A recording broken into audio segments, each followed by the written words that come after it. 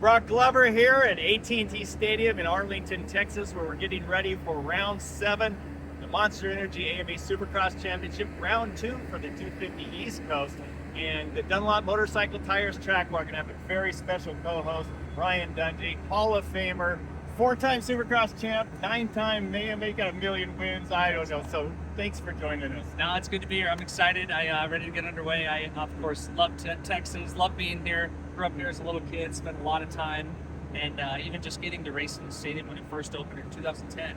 Was fortunate enough to get that win, and ever since going back here, I love it. So it's good to be here with you and excited to dissect it all. Well, I appreciate it, Ryan, to give us all your expertise. Well, I'll try to remember to talk about the track because I have so many questions to ask you. I mean, obviously, the much success that you've had. Again, you were the inaugural winner here at we call Jerry's World. I mean, this is the Taj Mahal of stadiums. I mean, look at you can make it hold over 100,000 people there, and it's truly a remarkable stadium. It is. So, what about this dirt? You see this red dirt, do you get all excited? You know, for Texas, yes. I mean, it's kind of that sandy clay. It gets a little bit hard. The top's usually kind of loose and soft, but underneath it gets kind of like a harder base. But it tends to get a little slippery too. But still better than what it was back in the day when it was just that rock hard clay. So yes, this is as a dirt bike rider or racer, you're liking this dirt for sure. Well, I tell you, it gives the advantage to the KTM riders wearing orange. This doesn't ruin your clothes. I know when I rode Yamahas, we wore a lot of white off, and man, to come after this race, you just had to throw the jersey away. But the one thing right here, we talk about this track, it's shorter than your traditional Arlington track. Usually the Arlington tracks have been just under 2,000 feet. This one's measuring out to just under 1,700 feet. A little different here. The sideways start, honestly, I'm having flashbacks of Detroit, and I think the 250 East Coast guys are probably having those same flashbacks. I think so. I mean, especially in that 250 class, we saw like nobody turning, at least from the inside. It kept going straight. Obviously, caused a big crash. But these left-handed, not quite a right angle, a little bit less, but it's you got a lot of speed as you can see coming in, and everything tends to just push wide, as you know. But yeah, it's. Try not to make that mistake choice. Yeah, we got a little drone flying over, do some test pilot in here.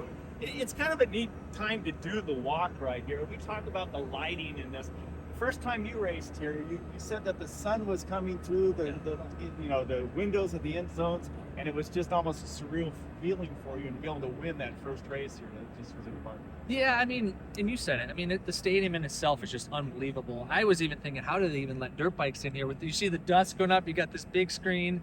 And just being here, the dirt, there's just a lot of positives of being here racing. But as you know, when it's time to be on the gate, it's like, none of that stuff matters, like go get the job done, right? So, yeah, absolutely. Well, speaking of getting the job done, job one is getting a good start here. You talked about this. You're on the inside gate pick right here. If you look back at this, Derek, you can shoot back here a little bit. You're looking at a 90 degree here. Yes. And this here is a much less of an angle coming from the outside. So the riders here are shooting in their mind, they're trying to carry more speed. This guy here is just trying to get there, and if he gets there early, he wants to go wide to block the guys from the outside. And a lot of these, I'm not a huge fan of the sideways starts personally. And I'm not either.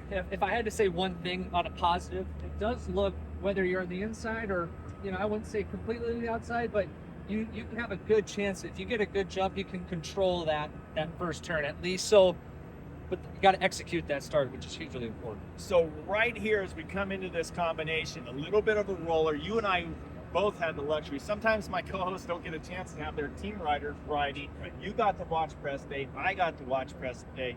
And they did run this full section here. And this was an interesting combo. It was. There's definitely a couple options. Some guys were, maybe not right off the start, but some guys were going over this and then doubling and then triple. They were rolling over this guy, tripling on over the table, or just jumping onto the table. There's 3 different options you could probably do in this section, which is kind of nice because but it's going to make it even that much more competitive and the racing that much closer, right? Yeah, and the one that I saw that just the first time I saw it, I'm like, wow, this is interesting. They were wheeling in the first one, and really coming down real high wheeling. Yep. Loading very, very aggressively on this first jump right here to load the suspension if you can't load Supercross suspension. It's so stiff, but they were launching off of this, and Derek right here, if you can get this, they were clearing the downside of this table up here.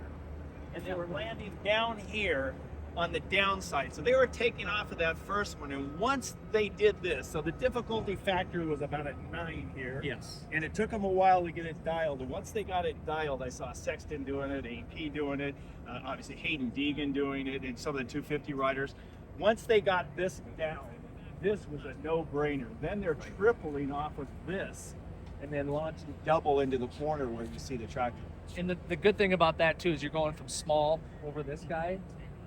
Ideally, you want to go small to small, but the way this lines up, you get over this guy, then it's triple, double. There's really not much other you're going to do. Yeah, I saw. I mean, Cody Schock talking about the first time he was in press day and he was doing it. Had a great Detroit in opening round. I think it was 4th, I believe. And so he was riding really, really well on the Club MX Yamaha.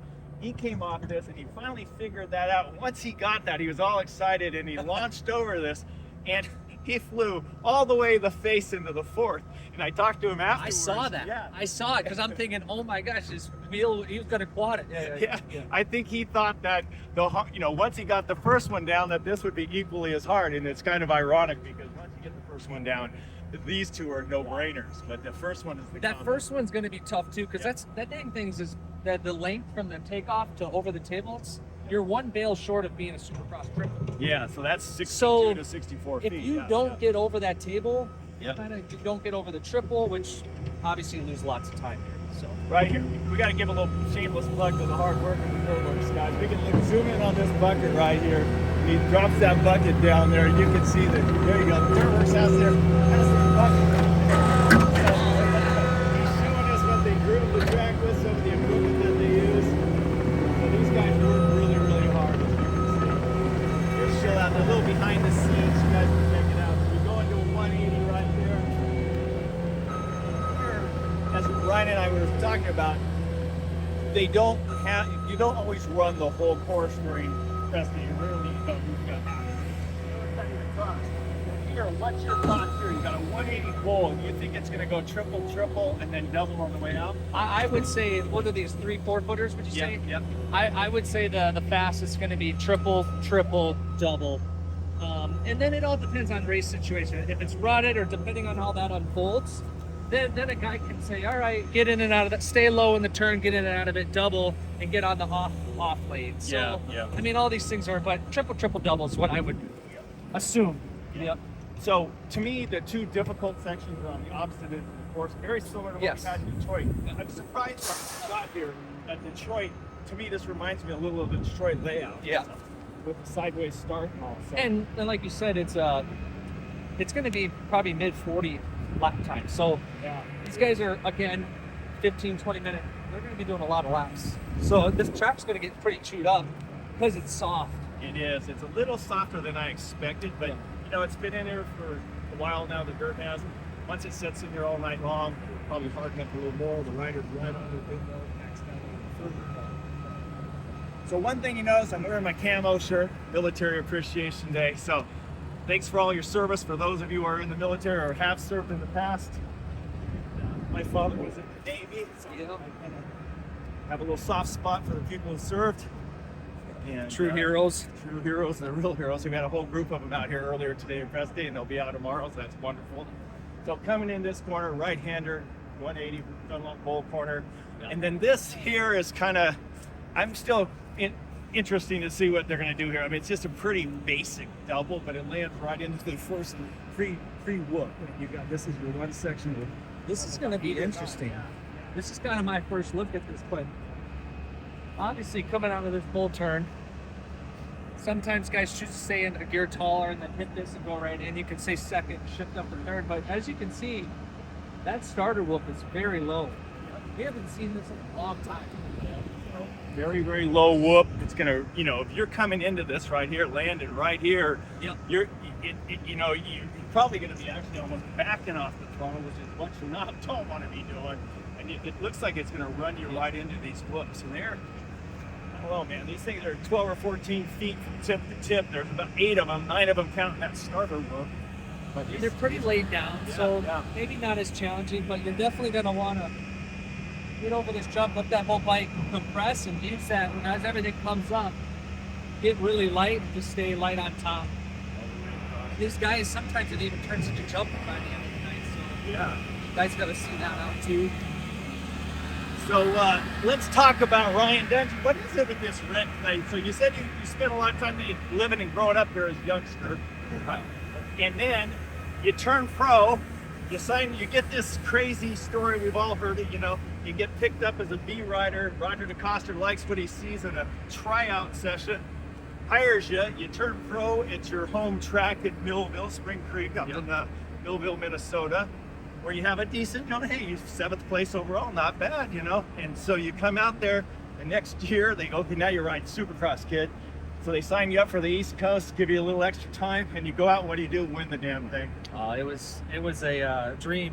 I mean, kind of pitch me moments. I mean, the outdoor started off great, but it didn't end well. So I really had to figure things out. And by the time Supercross came around, and you got to remember, for sure, I was very fortunate to be in the position I was. Did I deserve it? A lot of probably people think not, but I was like, dude, here's my opportunity. I got to take a hold of this. And I had guys like Roger and Ricky Carmichael, Roger DeCoster, Ricky Carmichael, Ivan Tedesco. I was watching these guys and spending all my weeks with them. And so that really, if it weren't for them, that really helped elevate and believing in myself too. Wow. That was huge. So for sure, it was a pretty cool moment. But that first round was Atlanta. That was the opening round that year, 2007, right? Or 2000, Supercross in the West Coast there. So, and you win in Atlanta on kind of red clay like this. So. Yeah. But speaking of winning here, what the heck, Cooper Webb?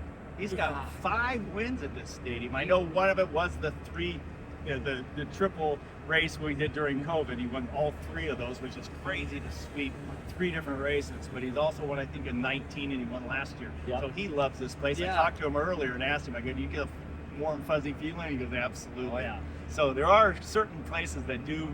Riders, you get a little anxious. And when you win that many times at a stadium, there's a feeling you get when you come to these, that confidence, that momentum. Come on. Building. Yeah, so I'm glad to see they added this. This is the wall jump. The wall jump, I wish they had in Detroit, maybe to slow it down a little bit, because we talked about that.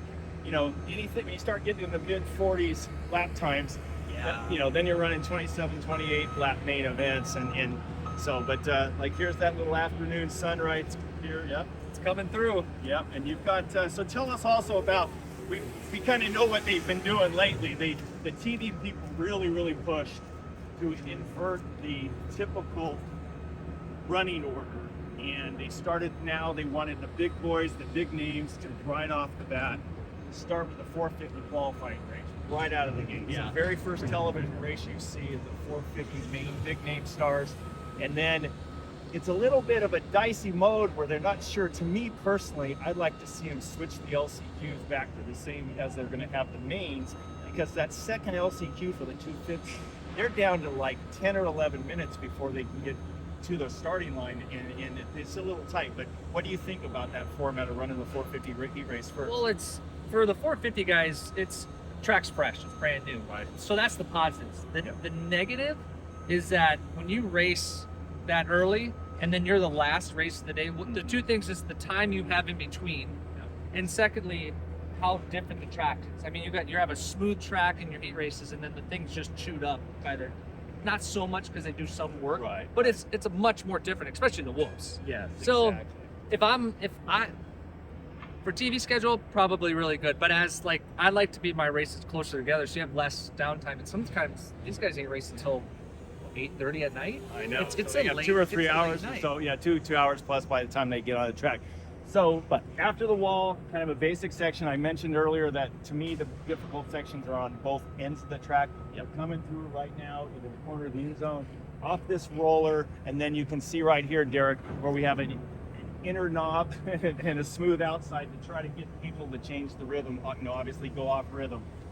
Earlier in press day, you saw the same thing I saw. The top 450 guys were hitting this, downsiding that, and then they were triple, and then out of the tier. From here, if you do this, you basically can hit this first one and clear the single after the table, and then it throws you a different rhythm, which is good if you want. As the track gets beat up more, gets more ruts, you can go off rhythm, if you will, if you're normally running the inside there. But it just looked a little faster to downside that table right here Yeah, and then pop the triple and then launch it all the way into the corner. Agreed. It definitely, that inside was, I think, the favorite line. I do think, and this is what we got to see how it plays out in the race, is this inside. Yeah. There's a little hump before it, so there's a bunch of ruts that develop after the rut. So guys were getting thrown left and right, and they're making mistakes. So just something to watch for. And maybe they start in the inside and they switch up the outside, but two different options.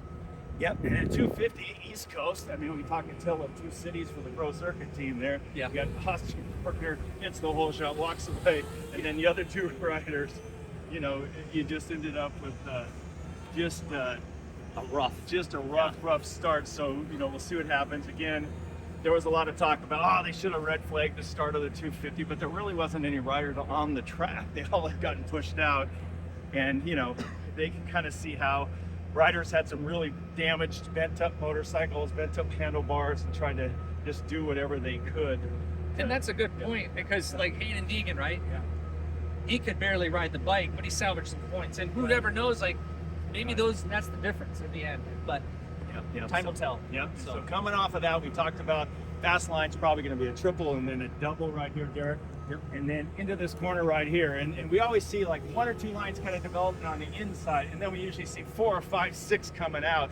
And this is, to me, and this kind of starts into, I don't want to call it a basic section, but it's pretty basic for guys at this talent. You just go into a double and then your standard, you know, sort of a triple into another bowl corner to the finish. So the challenges are on each end of the track, basically. Yeah, each 100%. Yep. Each side. And with this, I mean, this rhythm lane, or I should say rhythm, but this double into a triple, your time is made or lost right here, getting in and out of that corner.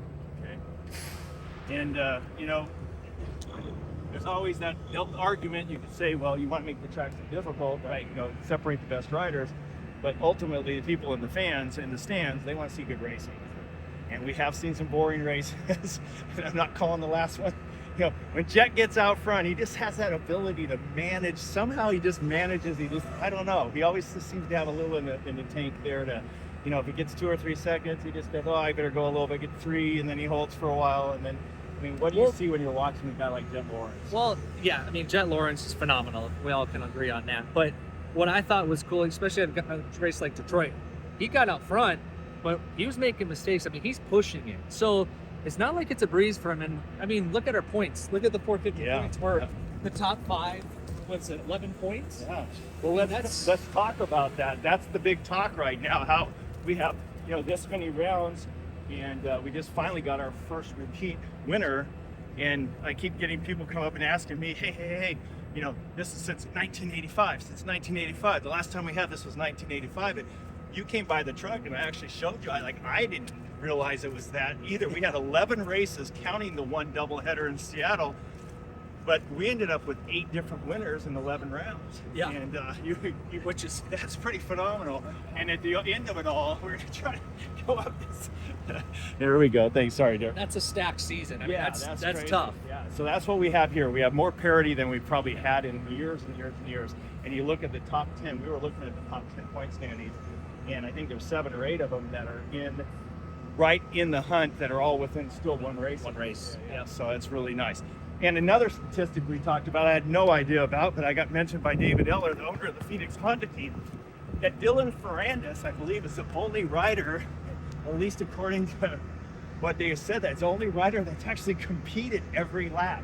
He has not been lapped. That's bizarre. And we thought that was not possible. Then we started realizing that almost all those top riders at one point or another, including I think Jet Lawrence in San Francisco, have been lapped. Yeah. So Dylan Ferrandis, you know, I might be wrong, but I don't think so. But he might be the only guy to have actually competed in every lap of every main event. So interesting stat there too. Crazy. Yeah. So a lot of top riders. You don't want to be loud. That's not. Yeah. So coming over the finish line again in 62 to 64. Yeah. And now this was kind of fun. Yeah, I agree. When you saw this, did you get all itchy? Want to jump it? Well, at first I didn't even cross my mind because whatever. I thought they had to take a left to get on the start straight. But now, after press, these guys tomorrow they're going to be basically quadding the same if they don't change. Yeah. But I mean. So right here, Derek, what we're talking about. top guys, and I saw Chase do it, and I saw I think AP do it for sure. I saw Dean Wilson do it. Some other guys. Deegan did it on the 250. They're hitting that little bump right there, which is about the best 3-footer at the most. And they're clearing this table and clearing the one behind you over here. Yeah, and they're launching way out here. Well, in press day, they had them making a pretty tight corner. So really it was fun to watch, but maybe not any faster. But what Ryan's talking about is in the race, they're going across the starting line and into the sand section. Yep. So by doing that, you know, obviously that's going to be fast. Being able to land off that finish line and just carry your momentum. I mean, that's going to be a lot of time to be made or getting lost. it is. It's going to be fun to see. And we'll see if they change it. You know, there's times that, Yeah. wow, it's too fast or it's too sketchy, and maybe we put a wall in there or something, but we'll see. Well, I heard somebody talking about possibly doing a little roller after that finish line jump here. So we'll see. Oh, so it slows them up. Slow them down to where they can't just floor it and launch it off that thing or pin it.